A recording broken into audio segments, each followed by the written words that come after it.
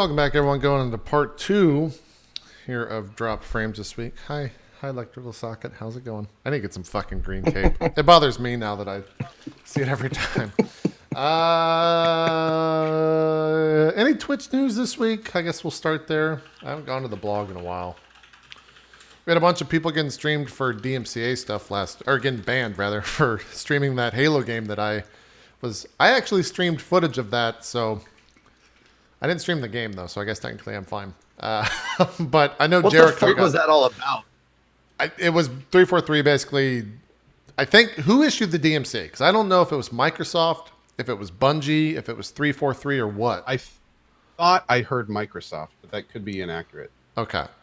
Yeah, because I know Jericho got banned for 24 hours, but like, I think... Were there a lot of people that got banned? No, because there was, I think Waffle played it, and I think there was another streamer who also played it, and they didn't get any sort of ban or anything, so I don't know. It was kind of a weird thing for that to occur, but... okay. 343 apparently didn't actually want to DMCA, so...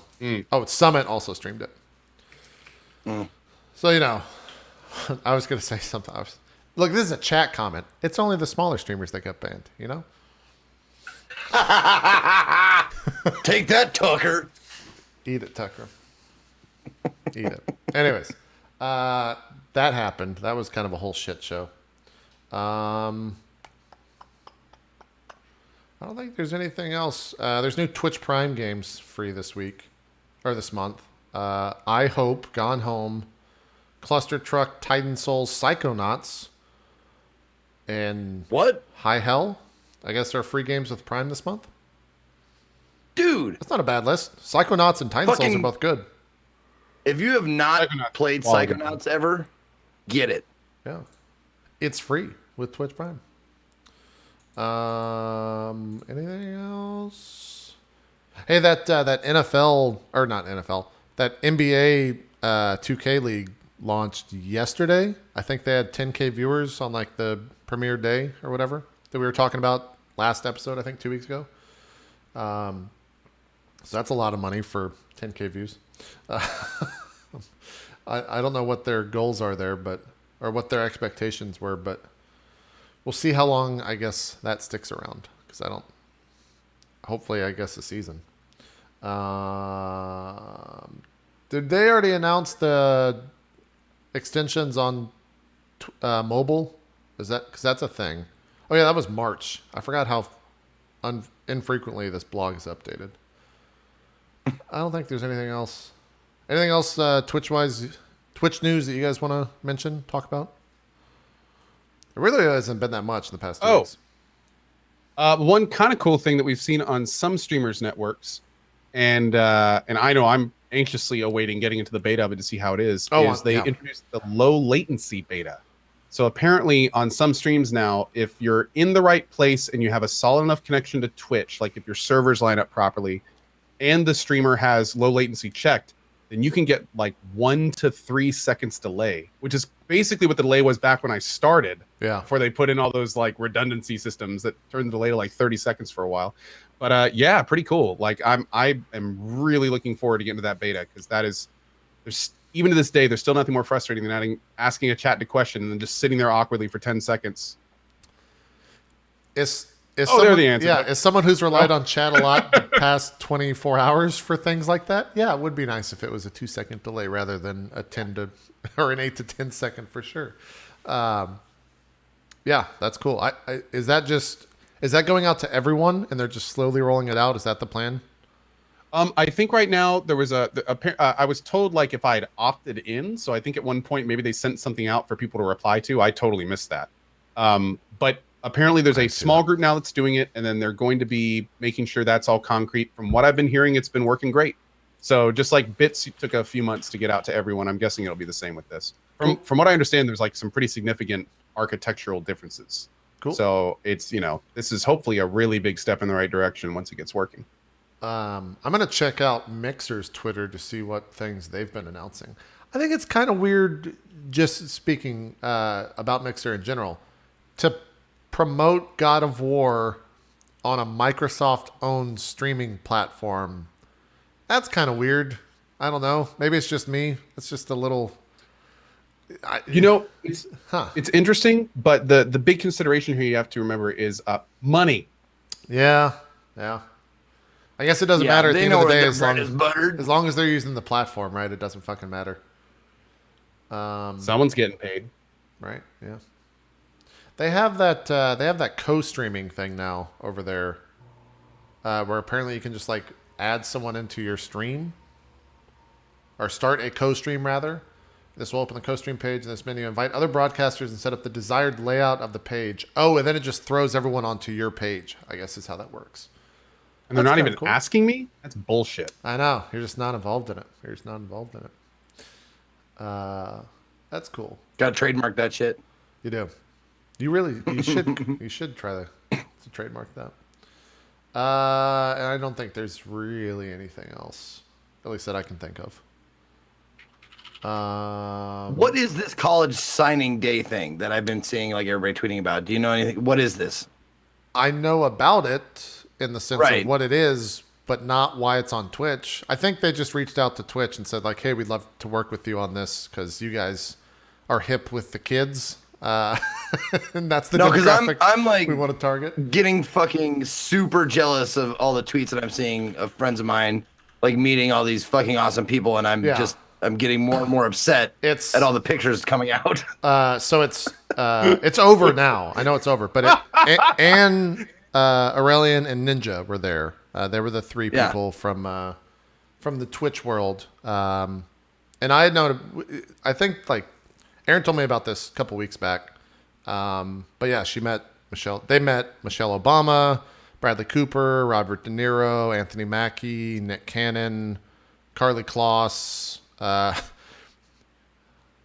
I just like how you buried, like you put Bob De Niro like in the middle there. It's like Robert De Niro. Well, I mean, to you he's a big deal, but to kids watching, he hasn't been relevant for a while. Like Meet the Fuckers is probably the last thing he's done that was super, super relevant, right?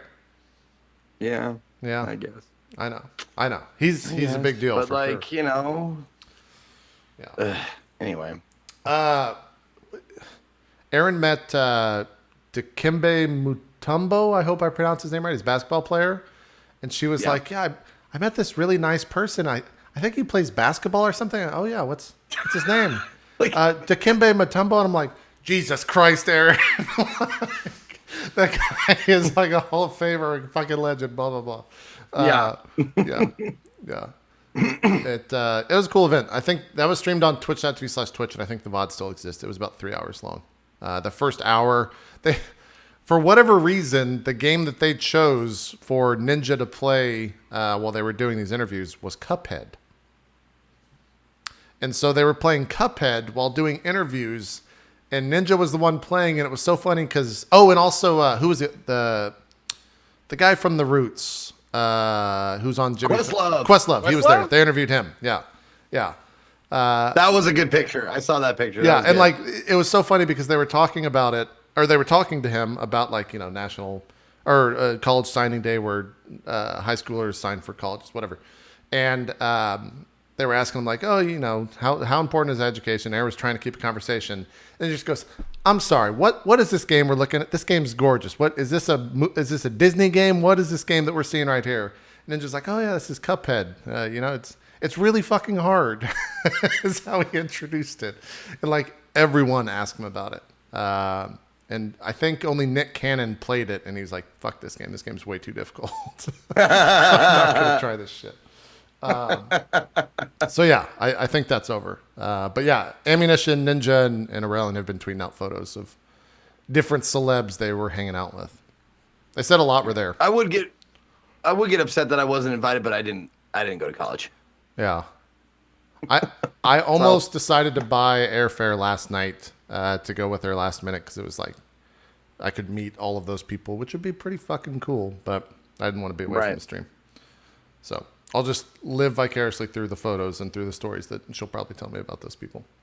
But what is the event though? What is it about? It's just national. It's one was a thing that Michelle Obama started, which is there's a thing. National Signing Day is today for colleges, But the thing that she started was the program that's name I'm blanking on because I don't fucking know. I'm not here to promote it. But that's what the event was held for. Was one of Michelle Obama's initiatives. So when it's when people like literally sign up for college. Well, it's when they get accepted. Yeah, National Signing Day is when they sign into whatever college they were going to. That's why all the hosts and all the celebs were wearing the college shirts that they went to and graduated from. That was kind of the big motif. Okay. Yeah. Okay. Yeah. Anyways, we talked about the Red Dead trailer. That's out if you want to watch that.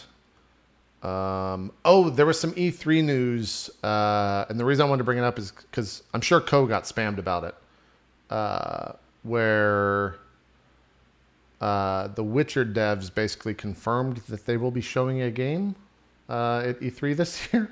I don't know if that had a name attached to it, but it's probably going to be Cyberpunk, I would think. I'm actually bound by NDA. I can't talk about the fact that it's a brand new Witcher title featuring a new character because they'd sue me. Nice. Okay, well, that's all we're going to say on that. Have you guys used this Reddit redesign? This has. Oh my god! Wait, are we gonna finally get to play as Triss? Oh yeah, that's the new game. Everyone. Here's the thing. Everyone is assuming that it's just cyberpunk stuff. Like the internet's freaking out that it's cyberpunk stuff. Here it is, which would make sense. They said new RPG, which was kind of confusing because everyone's like, well, cyberpunk has been announced for a while, but it's their new RPG. So I think it's just. There was a bit of confusion there. If it was like, is this a new Witcher? Is this a new IP? It's like, no, it's probably Cyberpunk because we are all waiting for that anxiously, and we still need a lot more info on that. This is a great time for it. So it'd be very strange, especially with as long as Cyberpunk has been in development. This is where it dropped some different bomb. This is where it came from. They're listed under role playing for PC, Windows, Sony PlayStation 4, and Xbox One under product categories. So probably Cyberpunk. If it's fucking Gwent. Yeah. That last year was Gwent. That's the thing. Like last year, they really pushed Gwent. It's basically all they had because they didn't have Cyberpunk stuff, and Witcher was cached at that point.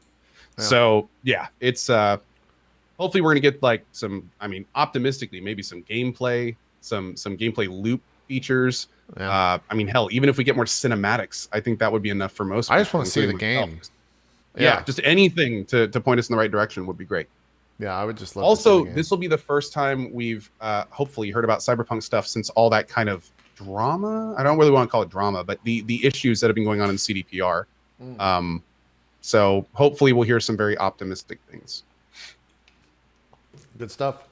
Stardew multiplayer is now out. It's a beta, but it's now out. I don't know how beta it is, though. Co, have you investigated it at all? Not played it. Oh, it's very beta. Is it? Why is it so beta? What's wrong with it? No, like alpha male, beta male. Oh, it's really beta. I see. I was making a joke. I gotcha. Yeah, I don't know what. Interesting. Not interested. I'm not interested. Apparently, it's buggy as shit, according to chat. So, but then someone else says it's a little bit buggy, but it's feature complete. So there you go. That's Twitch chat in a nutshell. I don't know how far along it is, but it's out there if you want to grab it on. I think if you just own Stardew Valley on Steam, you can change like the version by typing in something, and then it just downloads the multiplayer portion of it. So if you want to grab that, you can. Real quick, not to bounce back too much, but a lot of people were asking about this. If you're curious about what I was talking about with the CD Projekt Red drama, if you go Google it, there's been some ex-employees that have said some stuff about CDPR that then CDPR had to publicly counter, and there's some weird stuff that's been going on. We can't really get into it now because we're not gonna have enough time in the show. But if you Google like CDPR issues, you'll find some YouTube videos like 10+ minutes that talk about it. It's not a big deal, but it's just we haven't really heard a lot about from CDPR since all this stuff happened. So. That's all. Didn't mean to interrupt you there, JP. No. I'm glad we covered that stuff if people wanted to know. I think that's it for... Oh, there was that Shadow of the Tomb Raider trailer, the end of the beginning. Did you guys watch that trailer? Because I definitely didn't. I enjoyed Tomb Raider games, but I definitely didn't watch the trailer for it. Let's see if I can pull it up for a second. See what that game looks like. Is that another Microsoft exclusive? I wonder. Oh no, it's on PlayStation. Never mind. It's on the PlayStation YouTube. Let's hit play and see what this looks like. Looks to be just a CG trailer.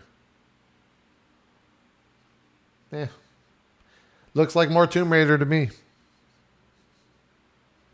Did you play the most recent version, or the most recent release, the Tomb Raider? Yeah, it's fine. It wasn't a bad game at all.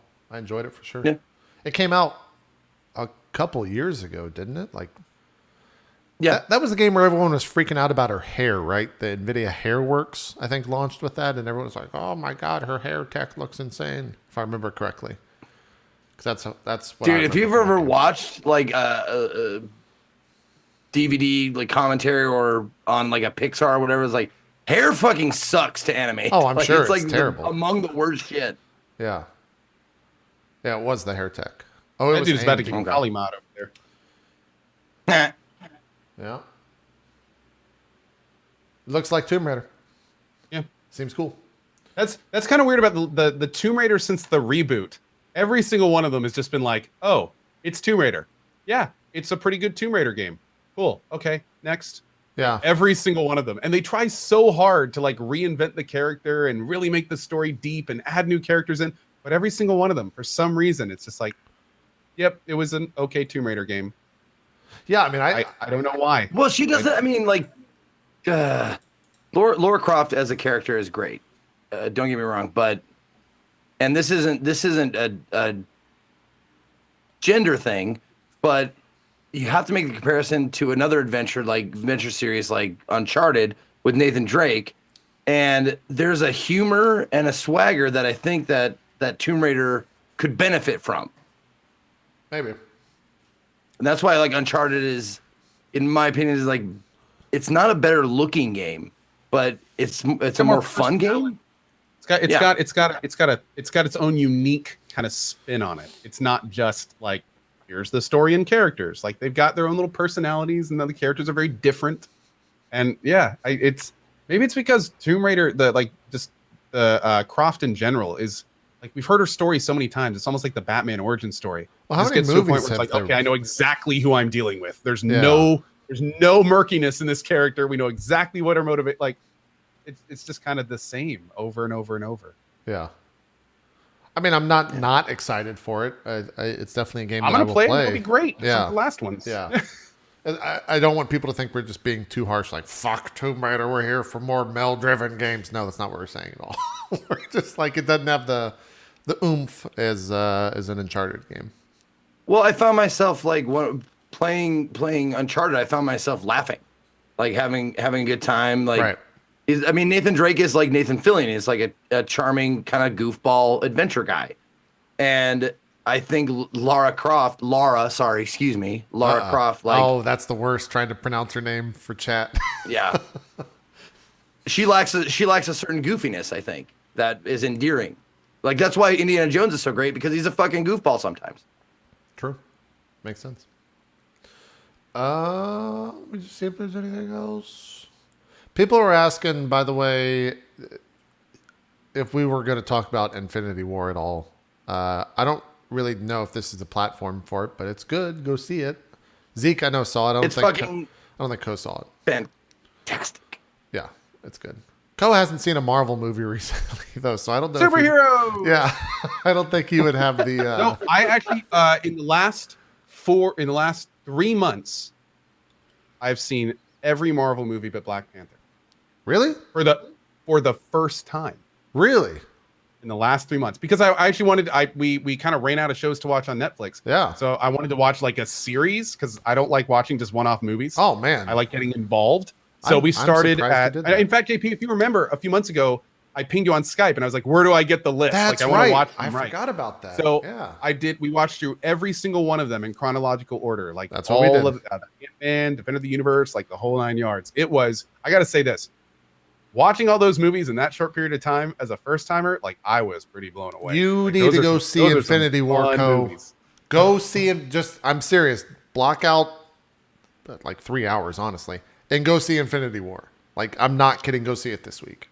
I need to. I haven't seen a movie in a theater for 5 years, 6 years. This is it is worth it, especially if you've watched all of those movies recently and in succession. Like, go watch the movie.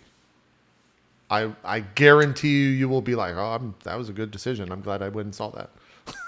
It's really good. Something I want to say that won't spoil anything, because I've read the Infinity War or Infinity Gauntlet like trade paperback. Right. I've reread it like at least 4 or 5 times. It's not like Pulitzer Prize winning writing, right? But it's a good, solid, fun read, and there's like so many fucking Marvel Universe people in the actual comic. 100. And as someone who has read the comic and loved it, and then seen the movie and loved it, there are differences in the movie that are so much better choices than they did in the comic.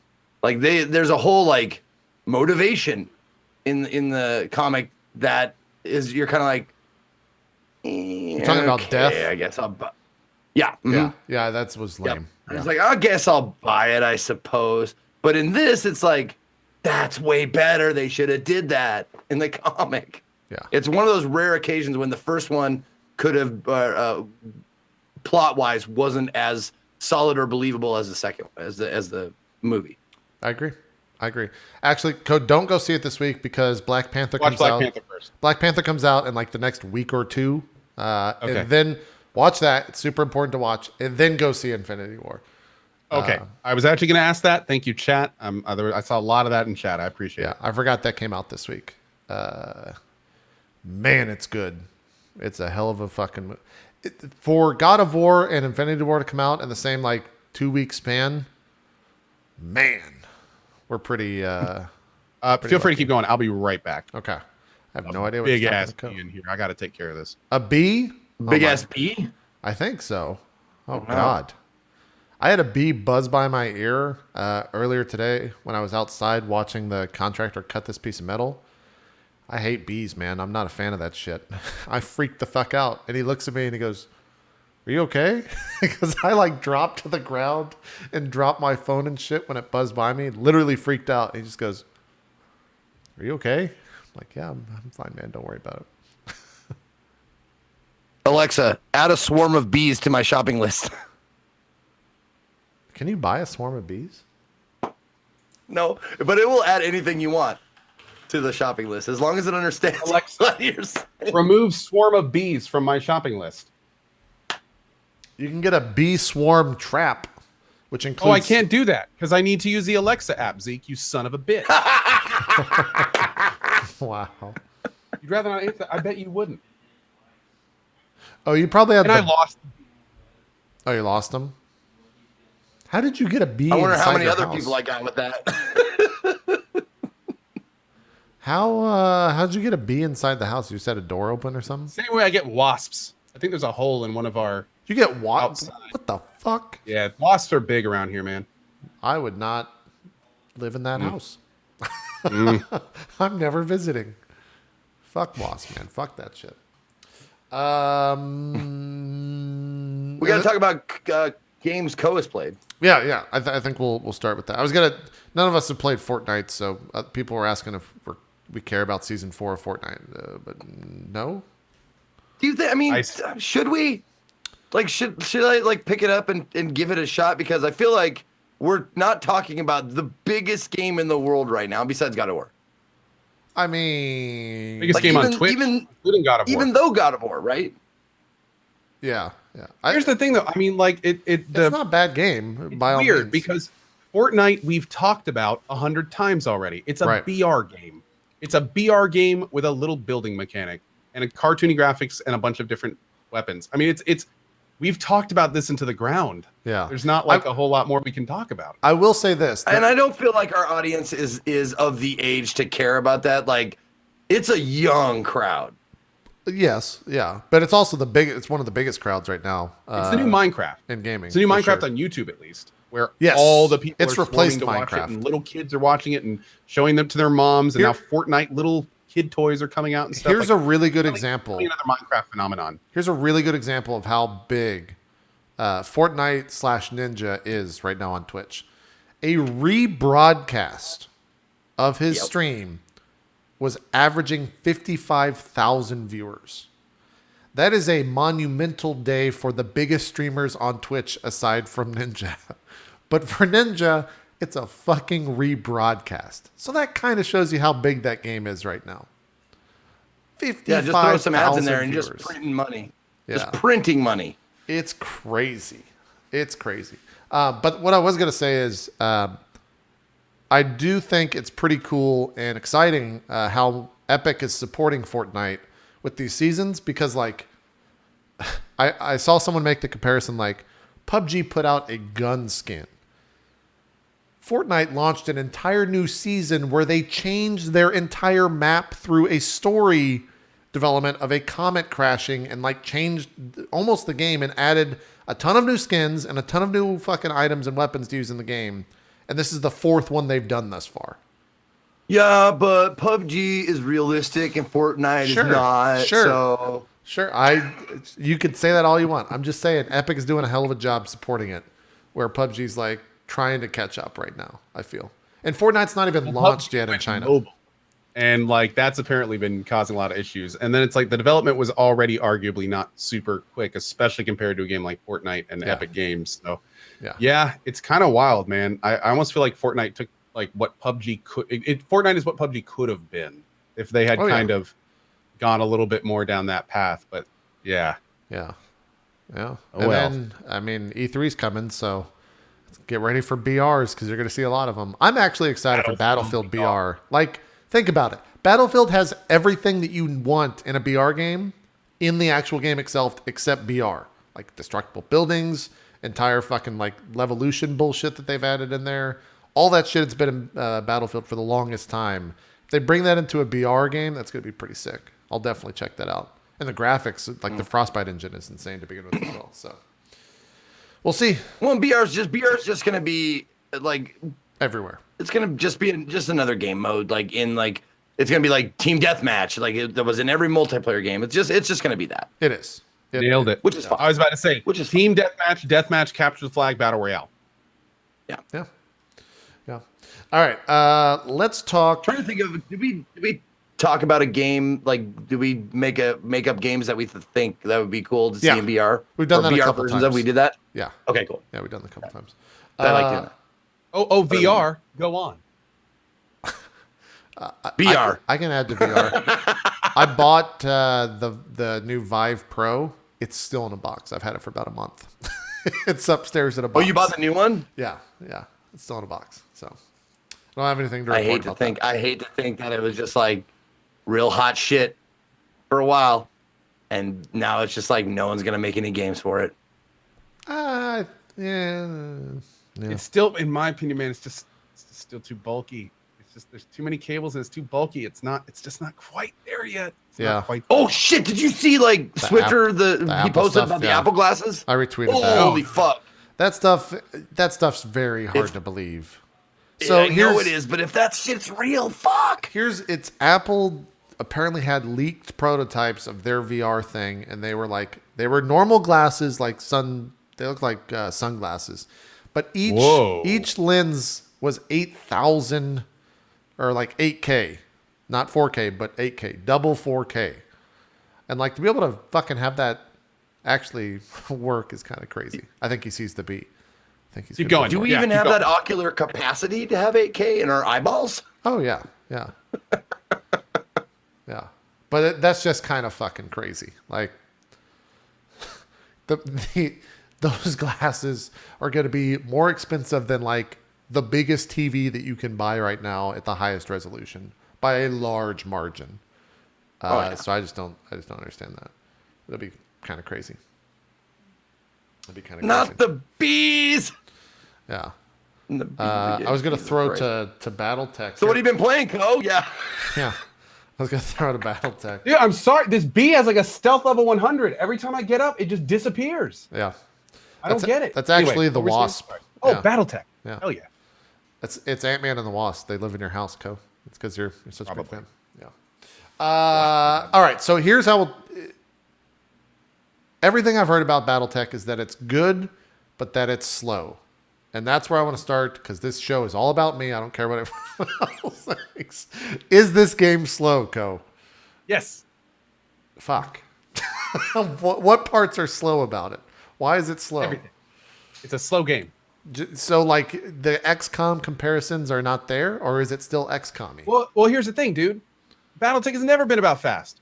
You're talking about giant, but like 100-ton robots at some point. It's never been about action. Like this is not your Armored Core. This is not, that kind of stuff. It's big and it's slow, and many of us like it because it adds weight. It adds, like when big explosions happen, it's more tactile. It's just a slower game. So let's go ahead and start at the beginning. So BattleTech, I am loving it.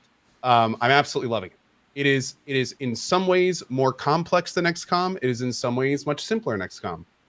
What I will say is the basic gameplay is significantly slower.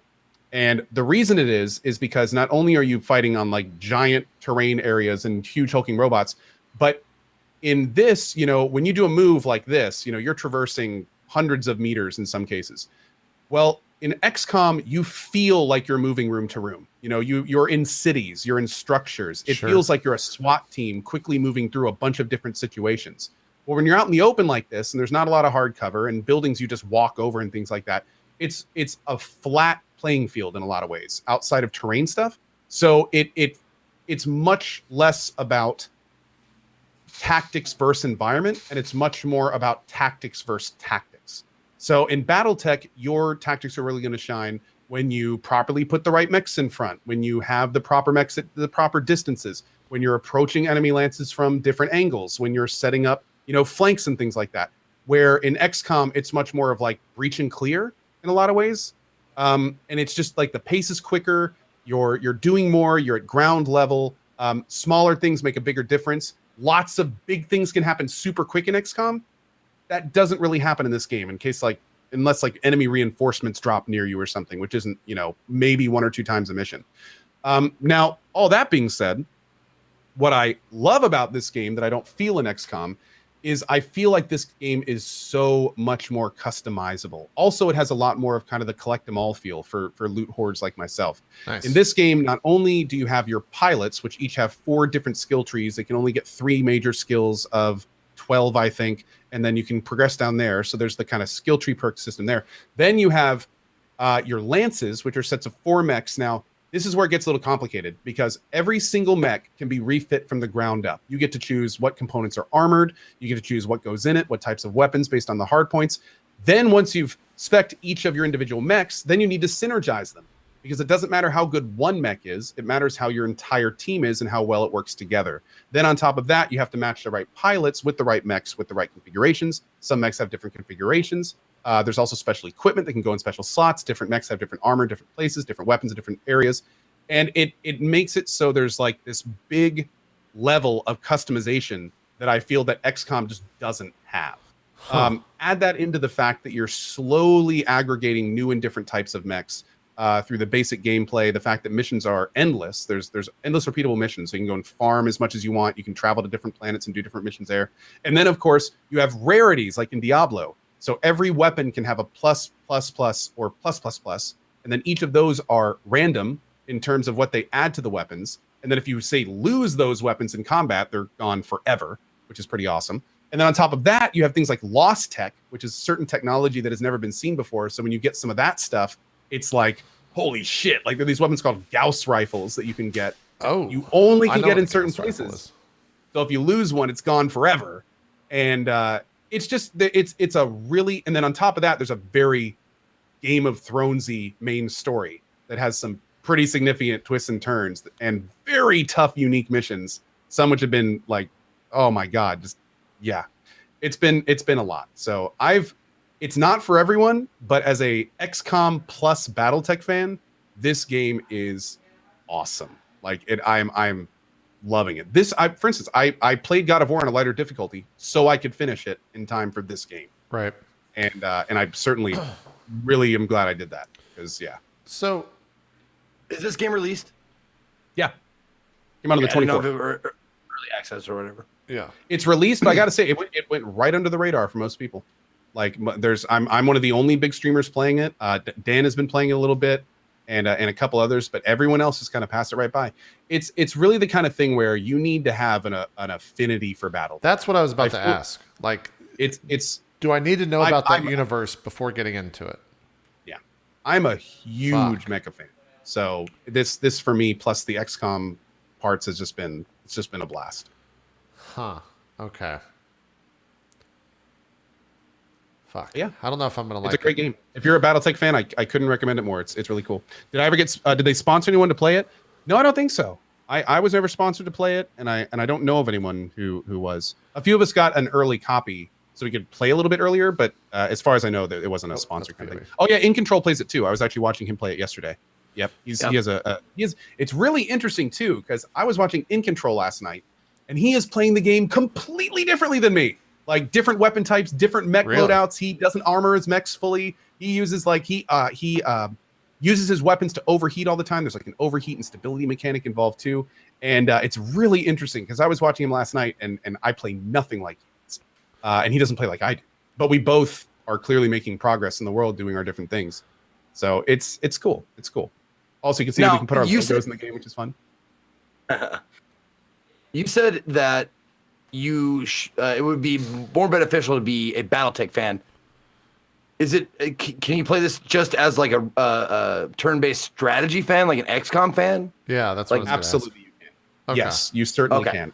I will. So you say don't this need to know the BattleTech world, is what I'm asking.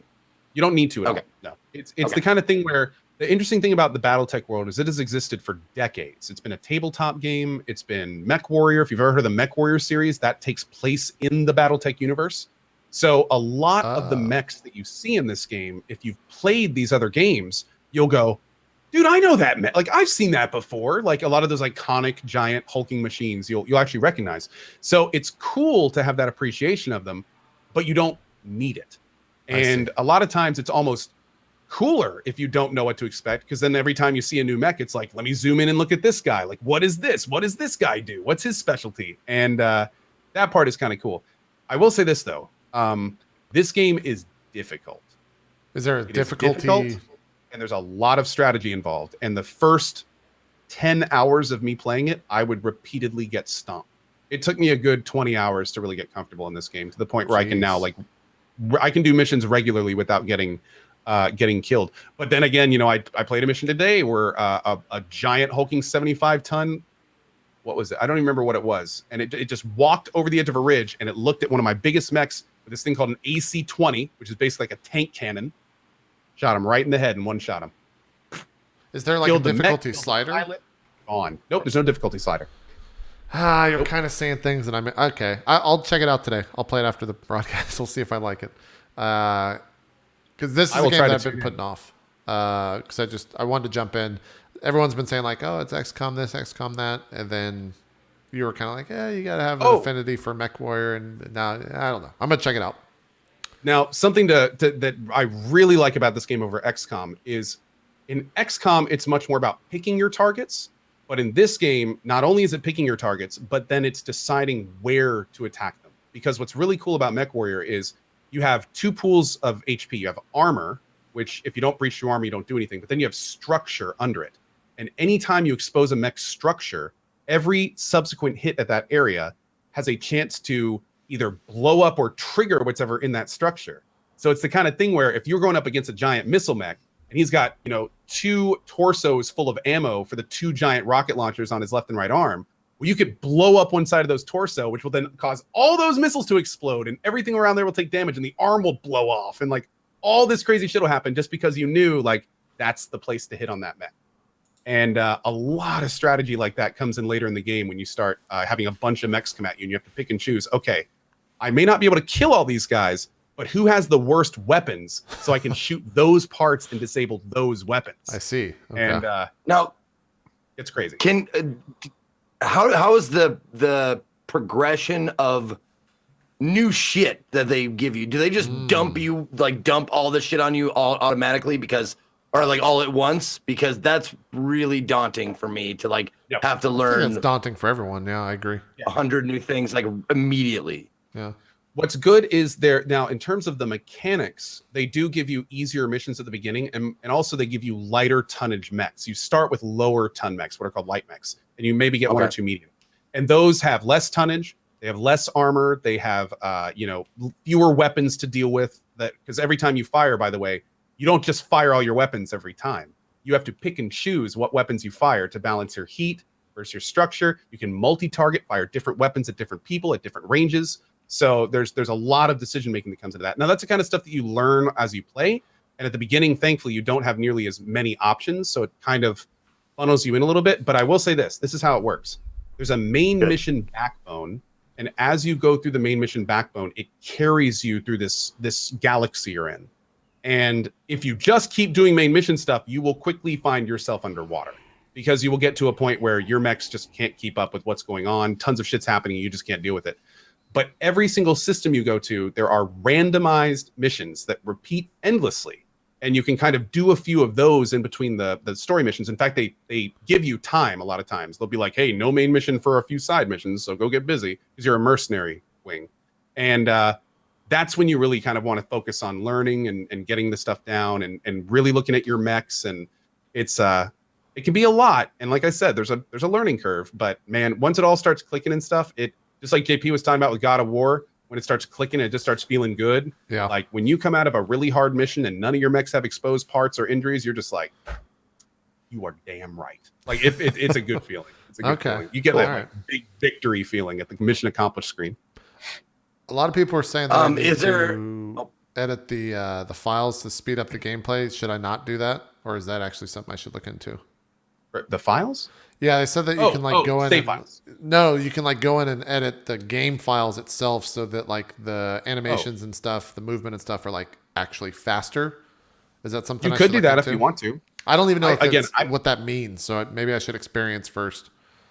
If you look down at my screen, every time I move a mech, it shows the mech moving from A to B. Yeah, that's what you can do. You can go in and speed up movement and animation. So you can make it so the actual moving around part. But here's the thing, again, as a mecha fan, that's some of my favorite parts of the game. Sure. I just love seeing my big guys stomp around and seeing them step on buildings and the buildings blow up. And so I've never had the urge to turn my speed up. Okay. Quick side note though, two little things. You're definitely going to want to go into your options and have show enemy UI on attack so you can see where you get hit.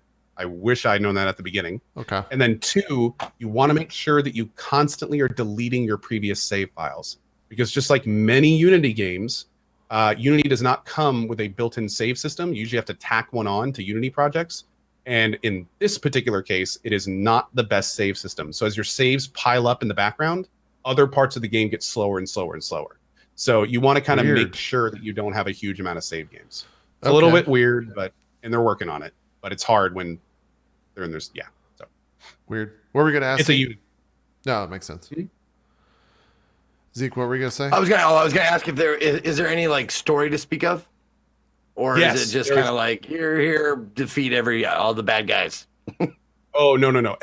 Even the random missions have little blurbs about what you're doing and everything, but the main story mission is pretty good. There's been a few they have a hand painted cutscene system that's slightly animated, so it looks pretty cool.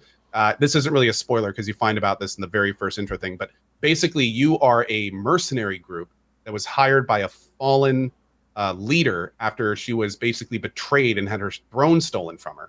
And you are following her as she rebuilds everything that has happened. And there are some dark times. They do not hold back on people getting killed. Like I said, it's very Game of Thronesy. A lot of the stuff that happens. There's some very serious betrayals.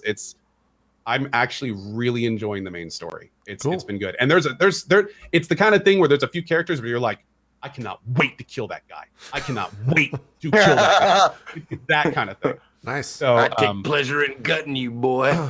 Dude, yeah, seriously, there's a few key people right now that I just cannot wait to get on the battlefield, and it's gonna be good. It's gonna be good. Nice, cool, man. So, I'm pretty excited. It looks pretty fucking cool, and especially since it's turn-based strategy and stuff like that, it seems like it might be right up my alley. Yeah. I'll let you know. Might have to check that shit out. I think we're pretty comparable in terms of the turn-based that we enjoy. So yeah, we'll see if I enjoy it later today. For both of you guys, my DMs are open. If you have any questions or anything, there's a lot of stuff that I learned in my first 10 hours that I really like just a few of them can completely change the game. Like for instance, always make sure your mechs are facing the enemy. Seems like a small thing, but the first time you get blasted in the back, it goes immediately to your center torso. That blows up and kills the mech. You're going to be like, shit. Okay. And yeah, so it's little things like that you kind of pick up, and yeah. All right. We'll check it out. We'll do one more, then jump to Zeke's games real quick. Get our weekly Yakuza update. Maybe one of the last. Now that you're in 6. I played some Frostpunk. Ko, did you finish Frostpunk? Are you done with Frostpunk? I have not played it. Oh, I thought you checked it out a long time ago. I played the demo a long time ago, and unfortunately, I've not had time to play it. Okay. Put it bluntly. I can talk about it for a little while. I got to, I guess there's in the campaign there's like a free mode or whatever in the game. I got to the quote end where it has like I don't remember if it's the permafrost or basically it gets really cold and you have to kind of survive it, just survive the coldness, which maybe I should just explain the game before I explain what happens at the very end because you need to figure that out. In Frostpunk, you're fighting against the coldness. It's a city slim where you're basically trying to keep everyone happy, trying to keep everyone warm through this thing in the center called the generator. There's a bunch of other stuff that's happening in terms of you having to kind of micromanage your citizens, your workers, and your engineers and different things to get resources, all while keeping them comfortable, not sick, giving them housing and stuff like that. Bunch of different things to like micromanage, but there's also stuff to macro in terms of like resources and making sure you have X, Y, and Z to be able to build the new stuff and continue down the tech path, etc. At the end of that, at the end of kind of I think it's day 40 maybe in game, and you can speed up and slow, or you can speed up time. You can't really slow it down. You can pause though. But it kind of the end of it gets super, super fucking cold. And if you're not ready for it, you just lose. So it's kind of, they are billions in that sense where the end, you can still lose at the very, very end, no matter how well your game went leading up to that, which is what happened to me. But there is kind of a loose story. You're kind of it's understood that, you're the last city on Earth at the beginning. You're trying to survive. You're trying to make people come to you and find people and bring them back to your town so you get more citizens. But it's also really grim. Like, people die in this game, and they do a pretty good job of, one, in a gameplay sense, making it suck for you when people die, but also is like they make you have compassion when people die because you're like, fuck, that person just died. That sucks. They died because they got sick and I didn't tend to them, or because they were cold or whatever. So that definitely was something that I was picking up along the way. And there's loosely related like cutscenes and stuff when you start it up, but you're not playing really for the story. At least I'm not. I was playing more because it's a fun city simulator rather. Not slim. I don't know why I'm saying that. But it's a city slim. It's a city slim back down here in San Antonio. But yeah, it gets really cold. Slippery slope. It starts out at negative 20 Celsius, and towards the end, it's like negative 70. I think maybe negative 100 towards the very, very end. At least this is normal difficulty. It's very hard game, by the way. Normal difficulty proved very difficult to begin with. It took 2 or 3 retries for me to get as far as I did yesterday. Or the day before, rather. Which took like 4 or 5 hours for like one full failure. Not even a playthrough because I failed at the very end. But it's pretty fun. I don't know. I think it is $20 on Steam. I'm not sure the full price. Let's see. $29.99. That's kind of steep. If you're into city slims, as I've been calling them, then $30 might be perfect, but it's a little pricey for what I got out of it. I don't know if I'll revisit it. There's like 3. I don't want to. I guess there's like checkpoints. So once you get to day 20, I think it is, in this first thing, you unlock like the second story or the second mission or something, the second type. And apparently that has a different objective than just kind of surviving, which is what this first one is. It's called the Arc, and I'm not sure what the third one is called because I haven't unlocked it yet. But there's definitely progression in that sense, so you get more. But But yeah, I don't know. It was fun. I think Ko kind of nailed it when he talked about it in the past when you were playing the preview build or whatever it was, like a month ago, whenever that was. It's all right game. It's pretty too. They did a pretty cool job with all the graphics. Not necessarily like the in-game graphics, which are fine, but like the menu graphics have this weird. I don't even know how to describe it. It's like almost blotchy paint. Yeah. It's like ink blots that are like animated like on the edges. Exactly, and it looks really cool in a lot of that stuff. But it is very difficult. I found it very hard to play, just in difficulty. Also, it's one of those games that Richard Hammer plays. So since he's really good at those games, all of his viewers that watch other Frostpunk streamers just really like to tell you what you're doing wrong, and maybe not the best ways of critiquing someone. So it was a little bit rough. Does JP know how to play, or is he sucking on purpose? Yeah, there was a lot of like, is this guy an idiot? Just not. Does he know he has to keep them warm? Yeah. You know it's cold out and they're going to get sick, right? You idiot. It's like, yeah, I understand that. But at the same time... Or my personal favorite, that guy's sick. He's going to die. Right. Oh, right. Oh, is that what sick means? Yeah. Oh, okay. Thanks. Yeah. But at the same time, it was nice to be like, hey, I have a lot of, like, my main issue right now is that a lot of people are sick. What do I do to stop that, or why are they getting sick? And within like seconds, they're like, yeah, they're getting sick because they're working out in the cold. So you need to put a power generator over there so that they're working in the warmth, or at least the chilly, in terms of like the stages of coldness. Chilly is like better than freezing or whatever. And they won't get sick. And I'm like, okay, I understand that. I'm going to go back to not reading chat for a little while. I just play for 30 minutes and be like, all right, so now my problem is X, Y, and Z. Oh yeah, you got to do this, this, and this. Okay. All right. Thanks again. I go back.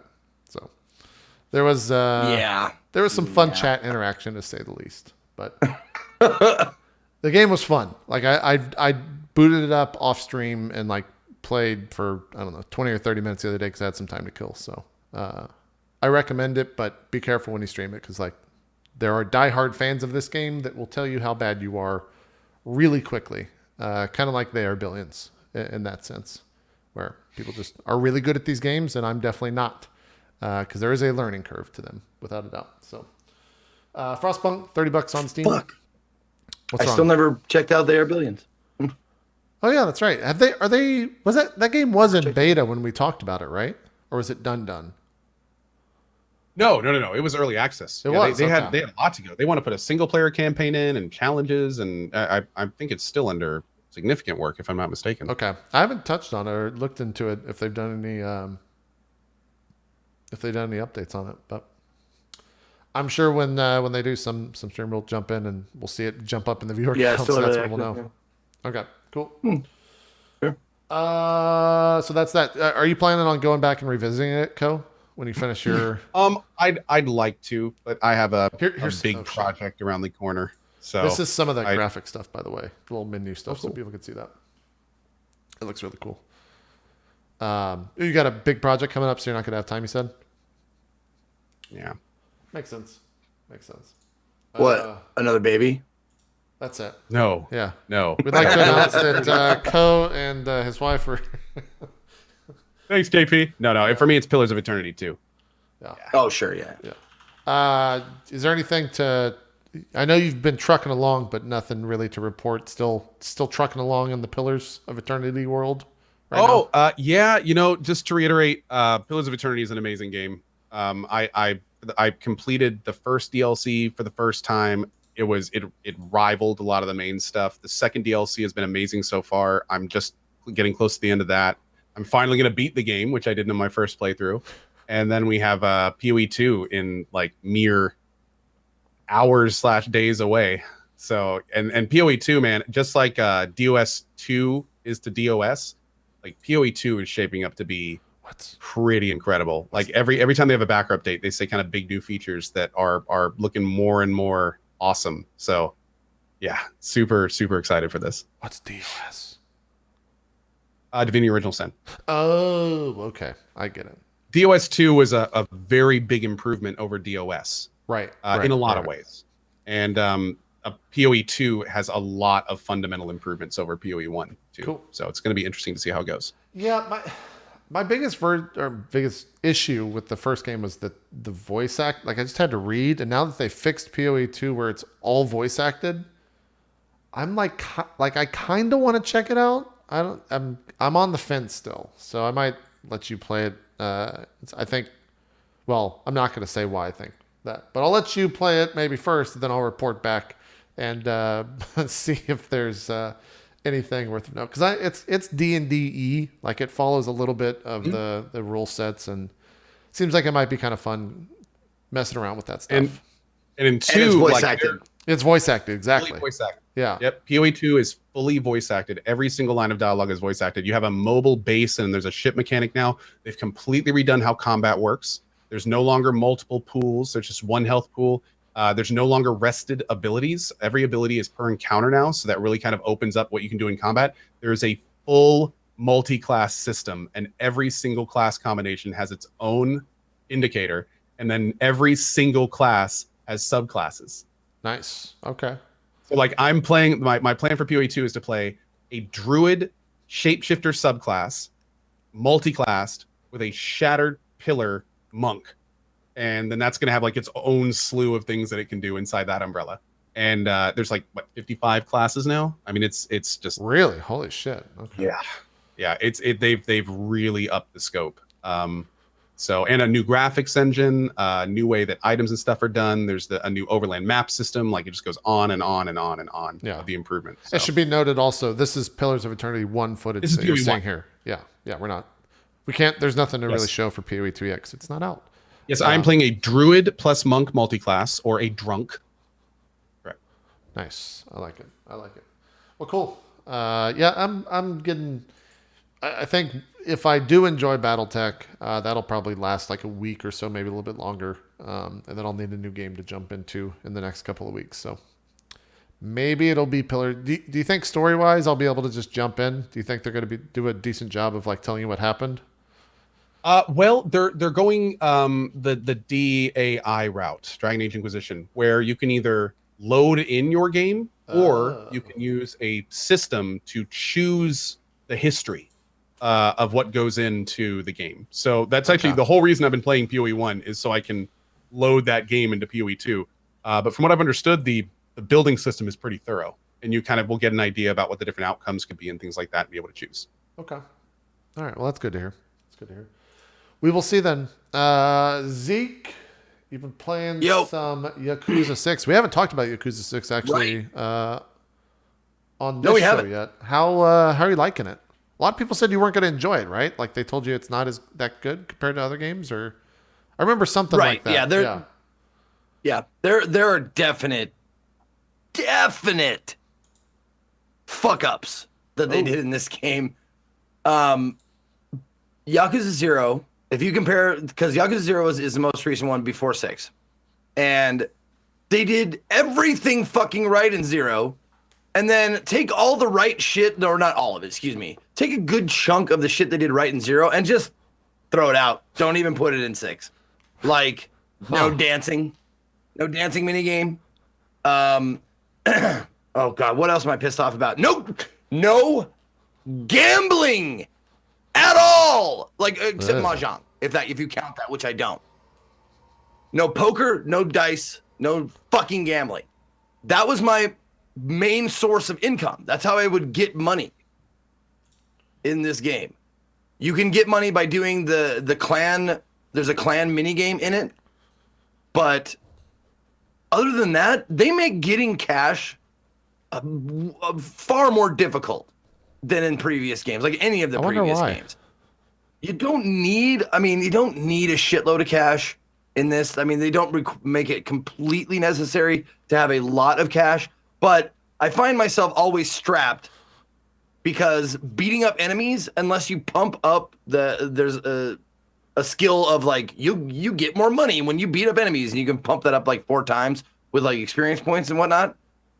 But even that, it's a crapshoot whether you get money from them or not. It's not like a guaranteed amount of money. Huh. Yeah. So I mean, they're definitely like some. And I'm okay. Granted, I'm only halfway through the game, so I haven't played all the way through. But I know for a fact there's no gambling, which pisses me off because it was so much fun, and it was a good way for me to make money and waste time. The other things it doesn't have, the fucking heat moves, those special moves that you get. There are heat moves. Don't get me wrong, drastically fewer than in previous iterations. Weird. The heat moves are seriously fucking lacking. Like in previous games, they had some like really cool animations and shit. They don't. It's not as much. I don't know why they took away so much variety, like in the special moves, because that's some of the funnest shit was like feeding a dude a box of nails, and like I said, maybe you can still do that, but definitely the heat moves without just out in the world with no weapons or whatever, it's tough. It sucks that you don't have as many.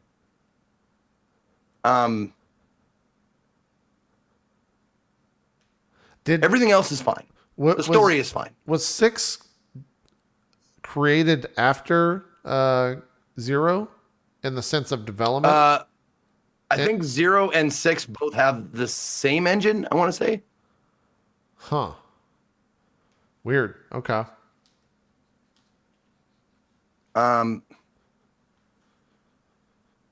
don't know. You're talking. I thought there were 50 plus heat moves. Maybe there is. No, chat. 6 is a new engine. Okay, sorry. I thought 6 is the dragon engine, right? Okay, whatever. Anyway, when you say that's not true, the heat moves, I purchased all of the heat moves. I purchased almost like, I think in my heat category, the heat actions tab, I think I'm only missing like 2 things. So I purchased all of the heat moves, and I can tell you, fact, not as many. And if they are different, they're not different enough to make a difference for me to fucking notice it.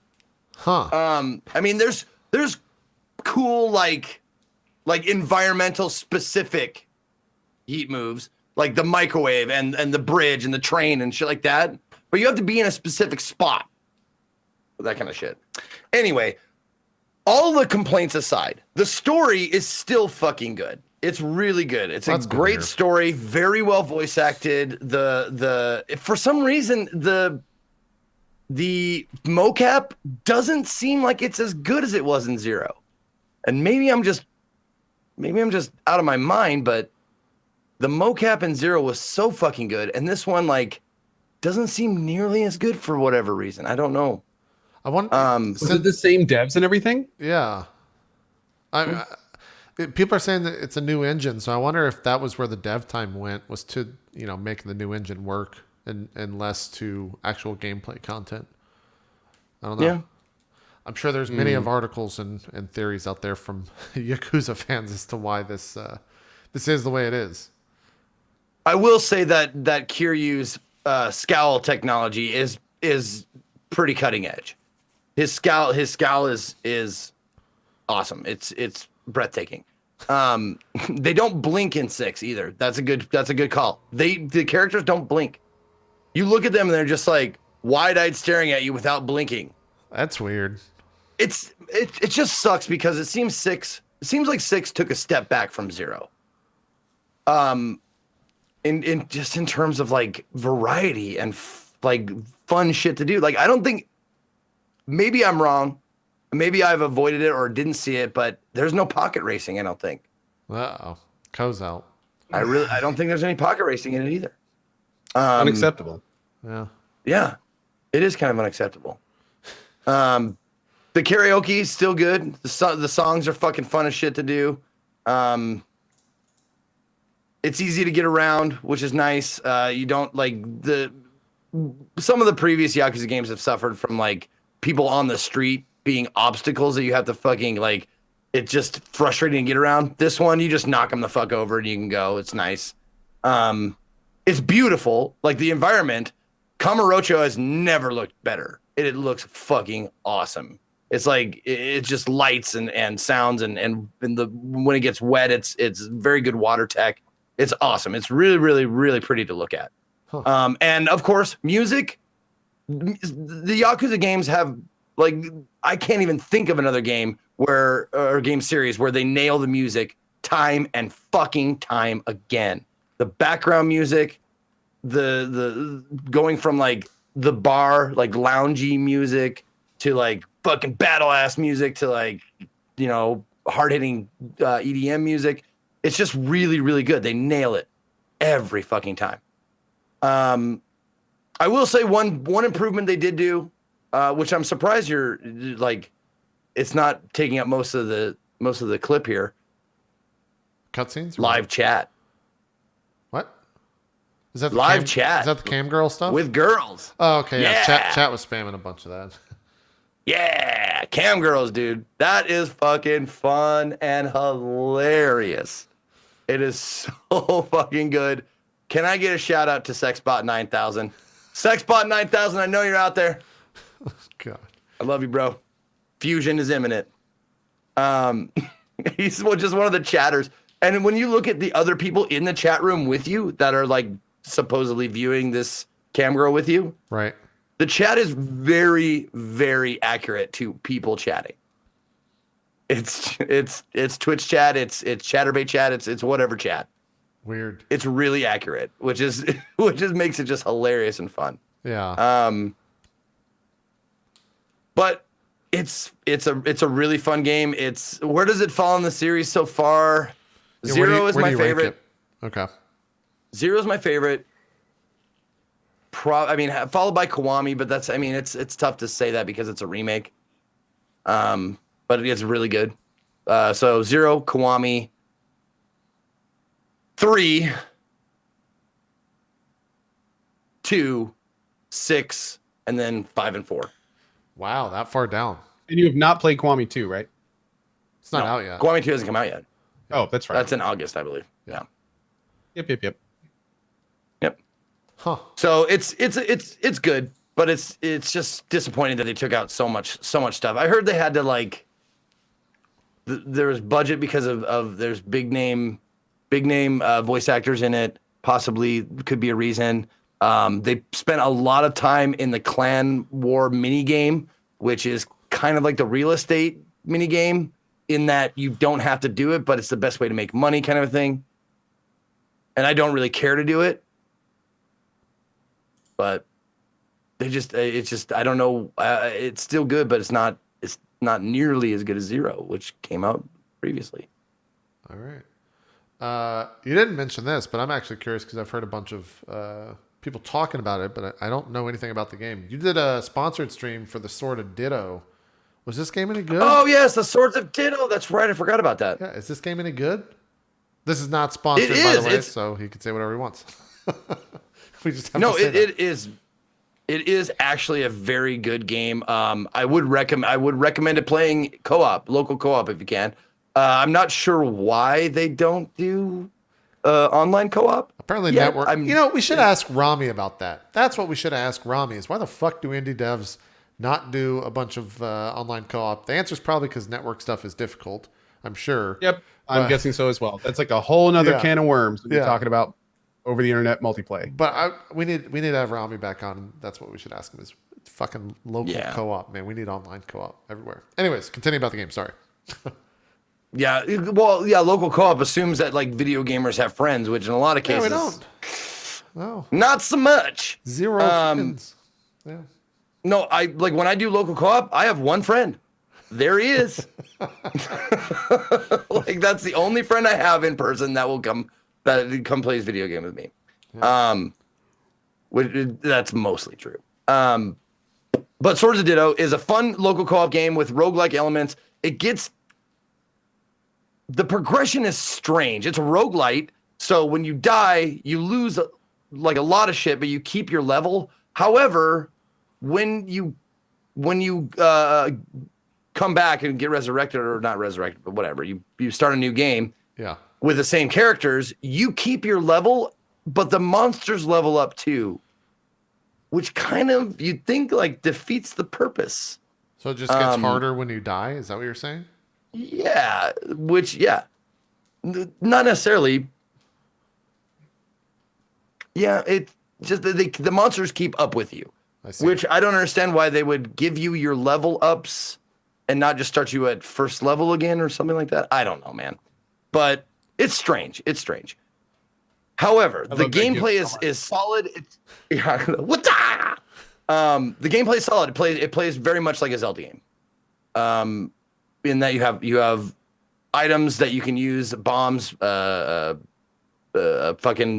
Nerf gun, or I think they call it a NERP, or not a NERP, NORP, something like that. Just a play on words of Nerf gun, boomerangs, that kind of shit. You have like auxiliary items plus a sword.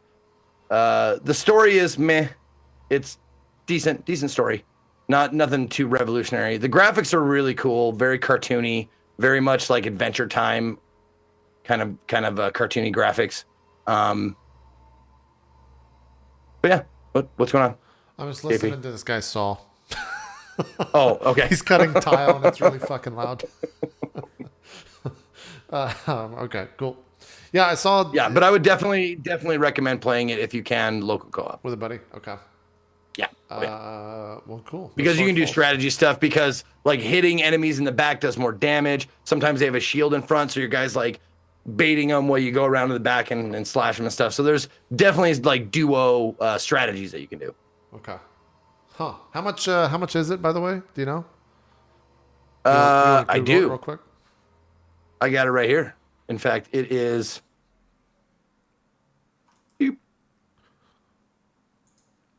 $19.99. Oh, that's not too bad. $20. Yep. That's not too bad at all. And then you said you were playing some Slay the Spire. They've had some updates in there. What's going on with that? Yeah, just real quick, real briefly. The Slay the Spire is still in beta. Yeah. Still in early access. Uh-huh. And they added a new character that they're testing out. This is by no means anywhere near a finished product. Oh wow. Even some of the cards have like beta just in the square, like where the artwork would be. It just says like like dual cast, and it's just like beta. So there's no artwork for it yet. But they added a new character, and it's named it's called The Defect. And I believe you're a robot, right? You're an android or a robot or something like that. And a whole new card set, a whole new mechanic.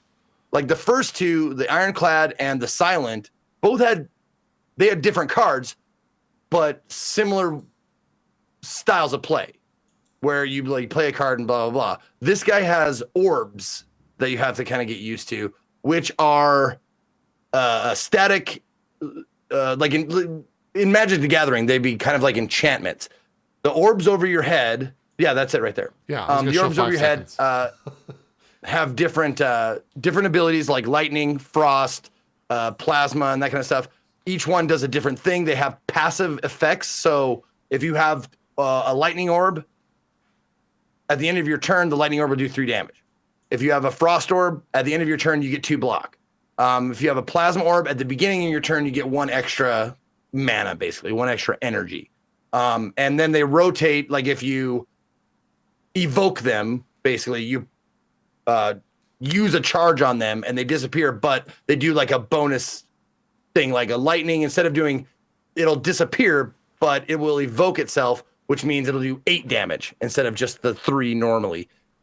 So it's like a one-off, and then it expires, and you can either choose to keep them going, like doing 3 damage every time, or you can use a card to make it like evoke itself, so 8 damage and then disappears, and you can rotate in and out orbs and stuff like that. It's a pretty cool mechanic. It's a good idea. There's going to be a lot of changes, I'm sure, because some cards seem like way overpowered. Yeah. Some cards seem like really like useless and that kind of shit. But that could be because I'm not very good at strategy or whatever. But I think it's a cool new change for Slay the Spire. I hope they keep adding characters, because I think that game could be infinite if you just add new mechanics and new characters. Yeah, they seem to update it a lot from what I've. I think they push an update like every week almost, whether it's a smaller change or a bigger change. But yep, definitely interested in seeing when that comes out as a fully finished product, because I had a pretty good amount of time already invested with just the 2 classes already. A lot of it off stream, to be honest. Oh yeah, mine. No, listen, like all of my shit, like what I usually have done for the past few days is get done streaming, raid, host somebody, sit there, watch them for an hour, hour and a half while I play Slay the Spire. And I'm not kidding you, on my Steam, maybe I've left it on once, but it says 213 hours. Jesus, you play a lot. Wow. I may have left it on, and I may be playing while Drop Frames is going. Maybe. I mean, that's replaced like me with PoE back in the day. Yeah, that's replaced your Darkest Dungeon, right? That's your new Darkest Dungeon fix, basically. Yeah, but Darkest Dungeon, you kind of want to keep going. This one, you can just play a match and put it down. That makes sense. Yeah. Well, cool. I think that's about what we've been playing. Now that I think it was Lyric that tweeted it the other day that now that God of War is over, it's time to play all the shitty games. So that's kind of how I feel too. It's like, all right, let's go back to all those other games that came out. I guess play these inferior ones. Because Jesus, that game is really good. So. In terms of what's coming up, of course, we got E3. I think we're about 6 weeks out from E3. Pillars of Eternity 2 comes out the 8th of May. I think that's the next biggest release. What's after that? There's not much. Detroit on the 25th, Agony on the 29th. Okay, so end of the month will be pretty heavy with Detroit. Did you guys play? Oh, and then State of Decay 2 also on the 22nd. So end of the month is going to be pretty busy. Did any of you play that Detroit demo? The Detroit Become Human demo or whatever? Nope, gonna check out the full version. Okay. I might check out the demo just to see how it goes. But yeah, State of Decay. Oh, the Dark Souls remaster. Are you? I don't know. I don't think I'm going to play that. What? Oh, I'm going to. The Dark Souls remastered stuff. Are you? Oh yeah. I don't know. Oh, for sure. Maybe we'll see. I've played. I'm that probably game gonna do like a meme stream where I let the audience, the chat, Choose tell me everything. what they want me to do, whatever. Yeah. Yeah, they're not adding anything new to it, right? It's just a pretty version of it. I think. I I think so. Okay. Yeah, that comes out the same day as Detroit. So yeah, 22nd is State of Decay, Dark Souls Remastered, Detroit on the 25th. So depending on how long Pillars of Eternity 2 is, I guess May is going to be a pretty busy month. And then June. Vampire early June. Yeah, that's right. Yeah. Game looks okay. I can't get like too excited for it. I hope it turns out all right, but like, it looks all right. It might be a kind of a unique story for sure. And then we might have to check out Stardew. I think I'm actually going to be playing I don't like that you guys told me it was buggy though, but I think Friday me and Day 9 might play some Stardew co-op because I never played it to begin with. I got too upset with chat telling me how to fish that I just was like, nah, I'm good. I'm fucking done after about 30 minutes. So I'll have the positivity of Day 9 to push me forward in Stardew, and I'll report back next week to see how good / bad the co-op is. I think that's it though. I think we're done. Yep. I think we're gonna do some shout outs. Cool. Zeke, you want to start us off? I would love to start us off. Hello, everybody. I'm Ezekiel the Third. You can find me everywhere. It's spelled up there. Ezekiel_III, Twitch, Twitter, and YouTube. Thank you to Co and JP for being the best co-host a dude could ask for as well. I'm in the middle of Yakuza 6.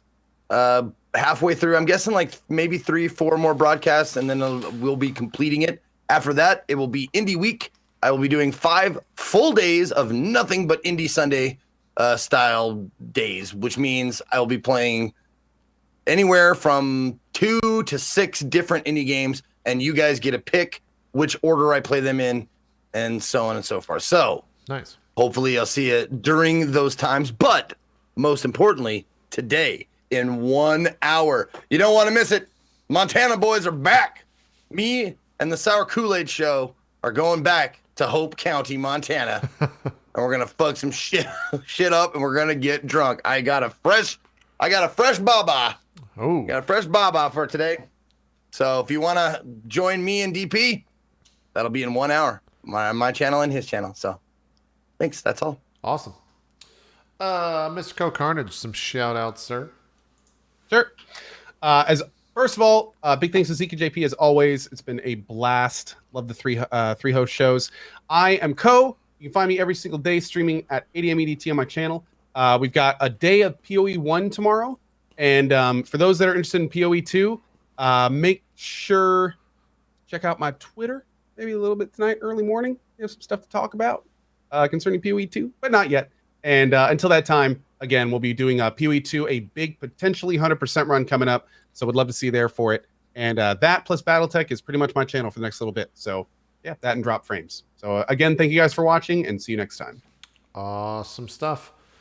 Next week, if Zeke finishes, which I'm sure he will, God of War will do a spoiler cast, at least for the first. Maybe we'll do the last hour. Maybe we'll do the first 2 hours normal drop frames, and the last hour we'll do God of War talk for story stuff. Because a lot of people want to just talk about that. I think it's worth spending some time, especially when there's probably not going to be too much to say next week about games in general. We got E3 stuff coming up. We'll have schedules and things like that. As we get closer to, I think that's like the middle of June, like June 13th, I think is E3 for some reason. Somewhere around there. We'll have that as we get closer. Zeke, you're not going to be here for that, right? At all? You're going to be on the show, at the show? Probably? Yes, it is a definite no, I will not be here for E3. Okay. I will either be doing the live coverage for Twitch, which is still kind of up in the air. Sure. Or I will be doing something with Devolver Digital. Oh, that'd be fun. Okay. All right. One or t'other. We'll see. We'll see which one pans out. We'll look forward to hearing the news about that. So it'll be me and Co, and we'll probably wrangle in some more people. Although it's getting kind of difficult to get host for that because people just do what we do, and you can't, like, they're just going to stream it on their own channel, which is perfectly fine. It just means that they don't really need us to join in on the show. So we'll see who we can wrangle into joining us on those broadcasts of the press events as we get closer to that. So that's going to do it for Drop Frames. We'll get the VODs uploaded in due time. We'll see you guys next week for more every Wednesday, 1 o'clock Eastern. We're out. Have a good one. Bye-bye.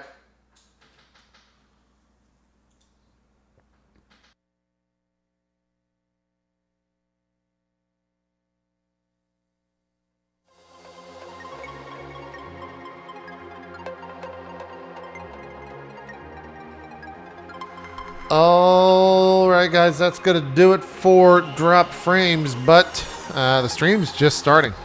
We're going to be jumping into some Battletech, so if you want to see that, stick around right here.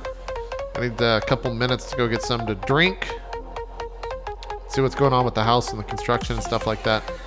And then we'll jump straight into it and see how Battletech is. So we will see you guys then. Also, next week, immediately following Dropped Frames, this will actually be the last time that we do this, because next week, starting every Wednesday at 4 o'clock Eastern, is going to be Roleplay Far Verona, the new roleplay show with Adam Coble as Space Master, Ammunition, Gassy Mexican, Sherlock Holmes, and that Bronze Girl. So that'll be next week. Hopefully you guys tune in for that.